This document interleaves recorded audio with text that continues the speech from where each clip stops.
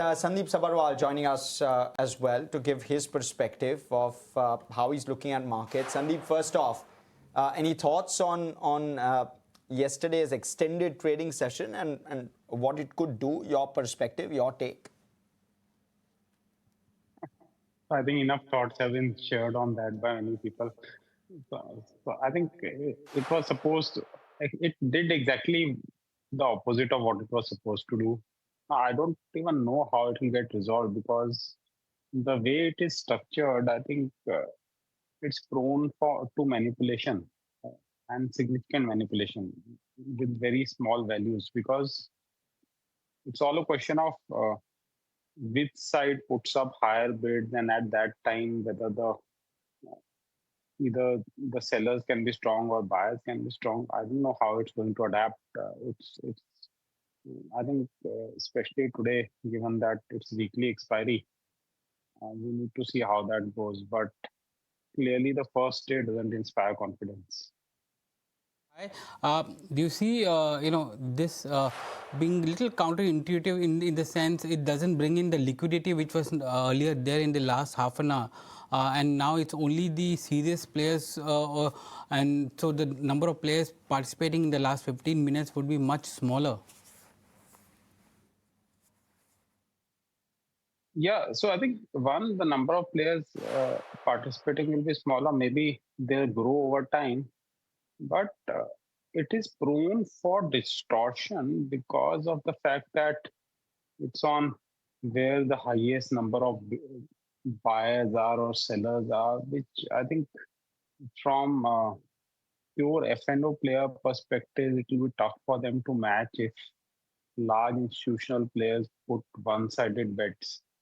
So, and this is exactly what I think it was trying to remove, where it was trying to remove the kind of option movement distortion which were caused by, I think, some players who also got fined by SEBI later. So I think the way it went and the way I think it will go, I find it very tough to understand. In fact, it was an apprehension in my mind prior to this being implemented also. But I had thought that they must have thought it through, but it clearly doesn't seem so. Does it get better as we go by, Sandeep? What is your feel? You've been in markets long enough to kind of give us that perspective. Yeah, over time it should improve, obviously, and I think over time more people will realize how it works, etc. But still, I believe that it creates a scenario which is prone for distortion because of the fact that there's a window in which people don't really know what's happening, and then that order matching, etc., happens. And markets themselves, Sandeep. So, some of your bets, and I want to call out a couple of them, the likes of an Interglobe, they've done very, very well for themselves. What next on some of those names, like an Interglobe, for example, at 5,400? So Interglobe, so there are players in the market who have significant entry barriers in the segments in which they operate, and I think airlines is a business in which I think the way things have gone when during COVID, during the current crisis, etc., it's very tough for new players to come in. And Interglobe has a huge moat, and especially given the kind of balance sheet it has, where it's got huge cash balances and not debt. So I think it will continue to do well. Crude prices spike. There is some negativity in the economy. Stock falls. That gives opportunity to buy. But I'm not a seller in the stock for the foreseeable future. The globe on charts, Kunal. It looks quite okay on the stock because it's still off to recover from that 2025 December highs of 6,000 when the major correction actually started off for Interglobe Aviation. It's still yet to recover by, I think, around 700, 600 points margin for the stock price. But then I think it's been a stable recovery.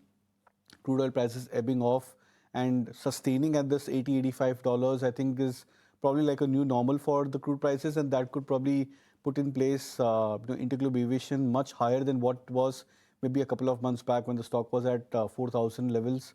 So I think now we are looking at a very fair kind of a point where Interglobe Aviation could be a more like a market mover. If we see crude oil prices ebbing off further, markets gain into further confidence, then I would probably expect the stock to come back and retest the levels of 6,000. Okay. So, Yeah, Sandeep, another set of results that came in was DLF. Very disappointing numbers. Real estate companies are not. I mean, while they were showing good pre-sales numbers in the last few quarters, now pre-sales have also slowed down, and the execution is also slowing down and not reflecting in the P&L for these companies. No, I think execution and what the PLN reflects has no relation to each other, the way the entire accounting system works. So DLF, if we heard the last conference call, they were very clear, and some of the other players have also said that they are not going to be launching new projects because they have a lot of projects which are already underway. So it's time to execute and get the cash flows in, and I think that's what the serious players are going to do. In the current environment where prices are no longer going up, there is some stress on demand, etc. So it's better to execute and keep your balance sheet healthy. Now, markets and analysts get more excited by companies who continuously announce new projects and new pre-sales, etc. And those companies could potentially actually get into trouble going forward. And the other really standout set of numbers is KEI, Sandeep. I mean, we do know that they are able to pass on raw material prices, but do you believe that they're probably sitting on some stock and therefore that pass through is actually helping them or creating a tailwind of sorts, at least on margins in this quarter, and maybe next quarter things get or revert back to normal? Yeah, normally this would happen because at a time, because cable and wireless is a business where when input prices shoot up, then typically there is a restocking, and then there are some people get concerned about availability, so that also leads to some pre-buying, etc. So I think that's why for cable and wireless companies, this quarter the profitability could have been slightly distorted on the upside, and the adjustments could happen over the next couple of quarters. So that's one part. The second part is obviously the demand growth and the across the board for the cable and wireless companies seems to be strong. So I think that is helping them sustain for sure. And this has been going on for several quarters now. Sandeep, how should one read into this LIC OFS? I mean, it's at a 10% discount almost coming into Monday's close. Do you think this is a genuine, fair value entry point? How should retail investors be reading into it and moving then thereof? Yeah, it's a massive supply, and as has been the case in the past, that I think there's an initial offer plus potentially higher amounts which they can send. So my guess is the entire 6.5%, if I'm not mistaken, will get sold out. So it's a substantial supply. But then if it happens at the floor price, and not sure how the structure works, but if retail investors get a further discount over whatever that pricing is, then at that price, obviously it looks to be a reasonably priced offering. And from where the downside will be limited. Just to put it into perspective, the government is selling up to about 6.5% stake in LIC, which is 2.5% base plus 4% green shoe at a floor price of 382 rupees per share, which is a mammoth 10% discount to Monday's close, that of 424 thereabouts on LIC. The non-retail bidding was Tuesday. Retail opens on Wednesday. It could garner about almost 31,000 crore rupees. And this, of course, meets the SEBI mandated 10% minimum public float deadline for May 2027, well ahead of schedule as well. The other question, of course, which props up in one's mind is that whether or not the retail investor discount structure this time is any better than the 2022 IPO, because since then not many investors have made money in LIC. But that aside, let's just take a look at what the market structure is looking like. And Kunal, the other one, of course, very actively traded yesterday was Paytm as well. What do you now see on the charts for Paytm? It's a very strong chart now, Aisha, because after the breakout for Paytm, this move in the last 2-3 months, the stock I think has had consecutive 5 months of positive closing. In the 5 months, the stock has moved from 1,000 to 1,400, breaking past about 1,400 takes the stock back towards I think a 2.5-year high for Paytm back I think in 2023-24 approximately. So I think these are very strong moves for Paytm. And it's been a lot more stable chart. It's not been very volatile. Even in the last, I think, 6 odd months or so, the stock had not gone through like a 40-50% kind of a volatility like many of the other names. So I think in that sense, this looks like a stronger chart emerging quite well. 1400 is a breakout point on the short-term basis of the previous swing highs. I think the stock sustains this 1400 levels. We might expect the stock to clock just around 1450 to 1500 in the next week or so. Sandeep, Paytm has already moved 15.5% in a month's time. What next now for Paytm?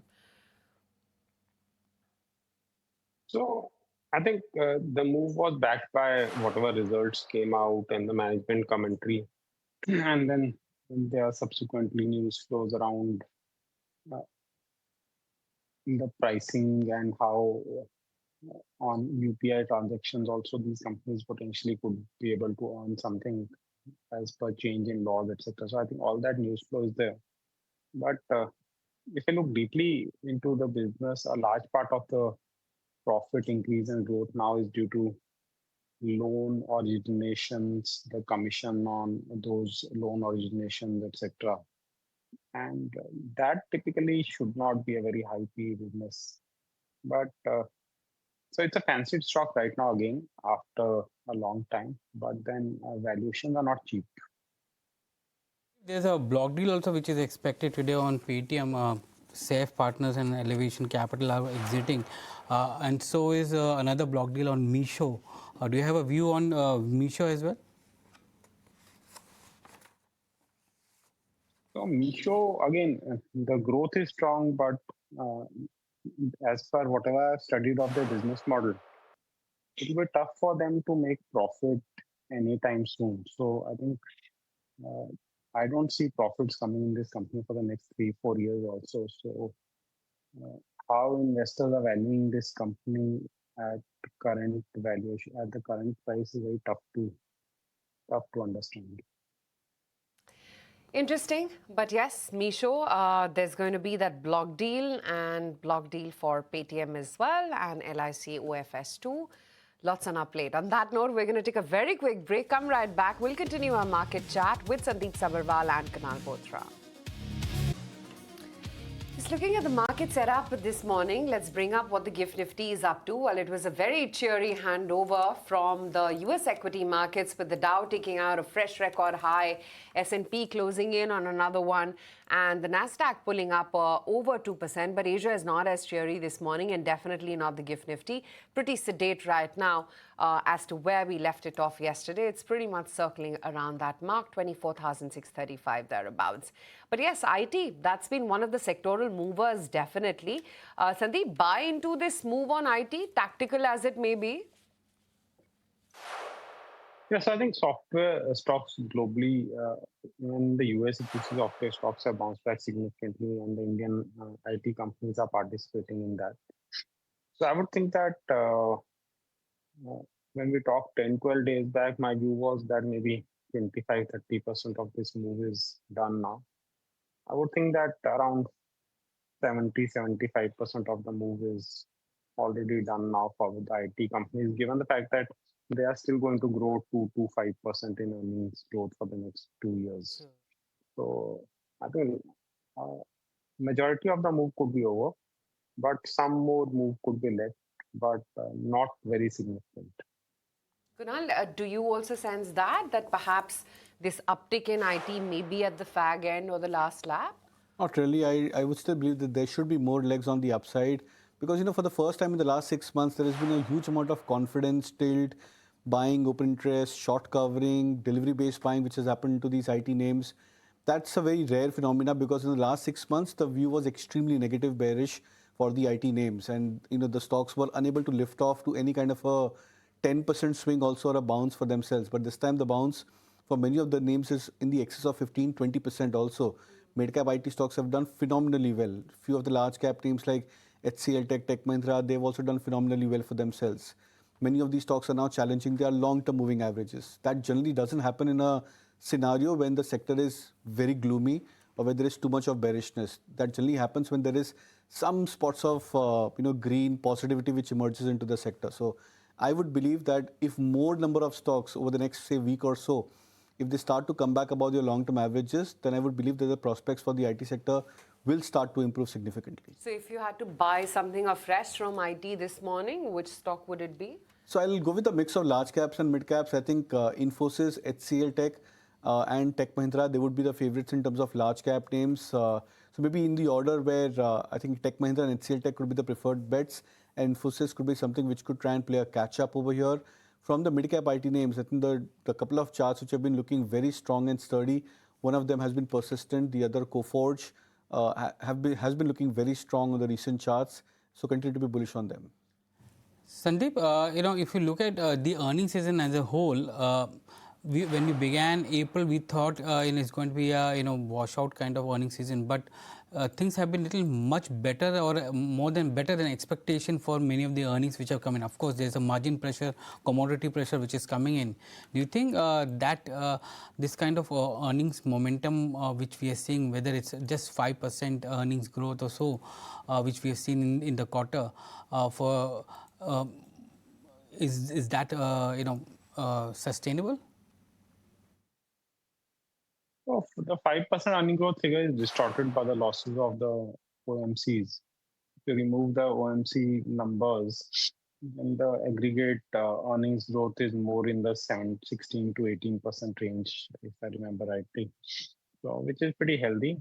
All data which is coming out from company result commentaries, the economic data in terms of IIP growth, the GST collection data, and the fiscal deficit data which came out. So many of those data points continue to indicate a healthy economy. So I would think that things should remain okay, and earnings growth could actually trend and be around more near the 15% range than in single digits going forward. And that could help the markets perform better than what it did over the last couple of years. Sandeep, at a more macro level, there's paper supply worth about almost 36,000 crore rupees line up between these OFSs, block deals, and some new listings as well in the offing. You think that itself will keep the market up move a little capped?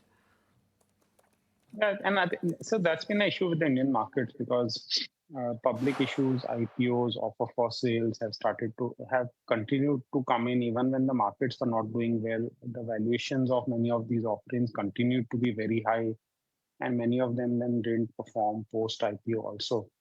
So I think that's been an ongoing issue. It's very difficult to see that it's stopping because of the kind of lining of IPOs which we still see, and many other offer for sales which will come up as lock-ins and for many of the companies which went in for IPOs.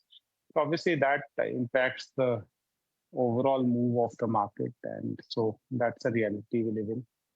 The second part of a lot of fundraising, which is primary and not necessarily offer for sale. So these are largely all are offer for sale.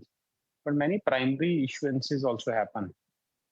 So while they impact the market performance, from the economy standpoint, they tend to be positive because companies raise money and then it gets invested and it helps the economy grow. So I think there are two facets to it. So I think one negative, one positive. Sandeep, we already seen Paytm block deal happening. That's at a nearly 3% discount to the last price there, coming at 1367. 0.8, and then Meesho, a block deal happening, which is again 1950 crores of deal which is there, which happening at 186 rupees. There's Poonawalla also, which has happened, which is a 223 crore block deal which happened at 473.5, and then Sudeep Pharma and Zota. These are the smaller ones, block deals which are happening today. Do you think what we saw in the month of July, $1.5 billion of net flows coming from FIs into the primary market or new paper, that will be the trend that we are going to see from here on? Yeah, it could be because I think the big theme where India was getting continuous outflows, one due to valuation concerns, and second due to the entire AI boom and related sectors moving globally. I think that's moderated somewhat. So the AI boom will obviously continue, but then there'll be some balancing which will happen. So I think to that extent, expecting that India will start getting some positive flows is not unreasonable. So I think that should happen. Well, all these block deals happening. In the meantime, we'll just give those, we'll wait for the pre-open rates as well and the adjustment thereof. But Ather Energy, that very well could be one stock in focus. We're going to be chatting as well with the management. And a lot of brokerages have now come out on their notes post the earnings. CLSA, of course, maintains an outperform. They've put a target of 1,600 rupees on Ather Energy right now. They're saying price hikes, cost cuts. The festive EL platform launch is going to support the margin and growth going forward. HSBC is saying while the premium valuation is justified by the strong EV brand and execution that they have. Sandeep, you've traditionally liked the likes of a Bajaj Auto. Would you say that the EV plays perhaps are better off, as has been reflected in the stock prices as well of an Ather? So EV plays has two dramatically opposites. So on one side is Ola, on second side is Ather. So I think the execution, the way their companies have performed, the way their products are perceived in the market are totally different. So Ather continues to do well, and obviously the Middle East crisis gave a fillip to the two-wheeler EV sales, which has benefited all companies. If you see numbers of Bajaj Auto, TVS, Hero, all have been very strong. And Ather, obviously, as a pure play two-wheeler EV company, has done well. So they've had a fundraising also, which got very good participation. So it's a positive.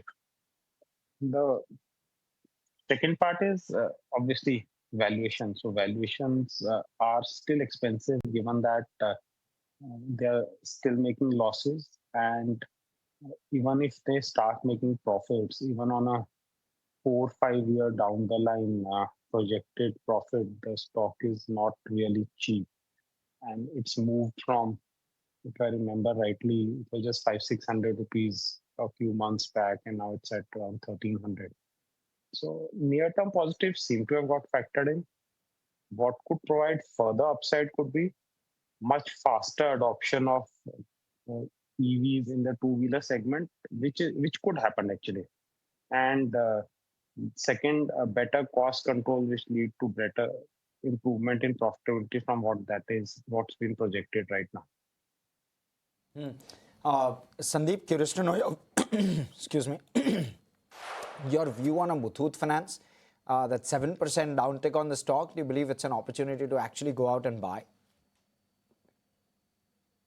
So Muthoot is not really cheap as of now because of the kind of numbers which came out, etc. So I think people could wait out because competitive intensity is also growing in the gold loan business. So I think they could wait out. Longer term, it's a safe business where risks are low. So typically, these companies should have a premium valuation vis-a-vis other companies which tend to have unsecured lending.